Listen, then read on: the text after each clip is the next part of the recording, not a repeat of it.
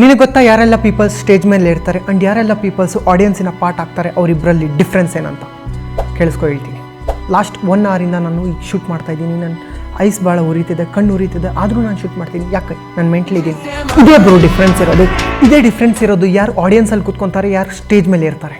Stage ಮೇಲೆ ಏರೋನ್ಗೆ ಯಾವತ್ತೂ ಒಂದು ಮ್ಯಾಡ್ನೆಸ್ ಇರುತ್ತೆ, ಎಲ್ಲಿ ಗಂಟ ಅವನು ಆ ಥಿಂಗ್ನ ಅಚೀವ್ ಮಾಡಲ್ಲ. ಇದು ಬರೀ ನಾನೇ ಹೇಳ್ತಿಲ್ಲ. ಡೆವಿಲ್ ಗಾಗ್ಲಿಕ್ಸ್ ಯಾರೊಬ್ಬ ಡುಮ್ಮಕ್ಕಿದ್ದ, ಒಂಥರ ಕಾಣಿಸ್ತಿದ್ದ, ಅವನಿಗೆ ಜನ ಏನೇನೋ ಹೇಳ್ಬಿಟ್ಟಿದ್ರು. ಆಮೇಲೆ ಒಂದೊಂದು ಥಿಂಗ್ ಡಿಸೈಡ್ ಮಾಡ್ದ. ಅವ್ನು ಜಸ್ಟ್ ಫಿಟ್ ಆಗಲ್ಲ, ಅವನು ಒಂದು ವರ್ಲ್ಡ್ ರೆಕಾರ್ಡ್ನ ಸೆಟ್ ಮಾಡ್ತಾನೆ. ಅವ್ನು ಇಷ್ಟೊಂದು ಪುಷಪ್ಸು ಮತ್ತು ಪುಲಪ್ಸ್ ಹೊಡೆದ. ಡಾಕ್ಟರ್ ಅವ್ನಿಗೆ ಹೇಳ್ಬಿಟ್ಟಿದ್ರು, ನೀನು ಇನ್ನೊಂದು ಪುಷಪ್ಸ್ ಹೊಡೆದ್ರೆ ನೀನು ಬೋನ್ಸ್ ಕ್ರ್ಯಾಕ್ ಆಗಿಬಿಡುತ್ತೆ, ನೀನು ಬೋನ್ಸ್ ಬ್ರೇಕ್ ಆಗಿಬಿಡುತ್ತೆ. ಬಟ್ ಅವ್ನು ಆದರೂ ಕೇಳಿಲ್ಲ.